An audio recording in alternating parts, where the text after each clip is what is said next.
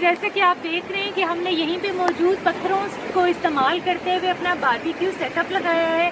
बड़े बड़े पत्थर हमने चारों तरफ रखे हैं, दरमियान में हमने कोल जला लिया है। अपनी ही सीखों का हमने जाल सा बना के बारबेक्यू सेटअप सा बना लिया है। अब हम इसमें कर रहे हैं बारबेक्यू, जो कि हमने बीफ मैरिनेट किया था। Hopefully within 15 to 20 minutes हमें मज़ेदार बारबेक्यू खाने को मिले। Till then stay with us, कहीं जाइएगा नहीं और हमारे साथ हमारा बारबेक्यू एंजॉय कीजिएगा।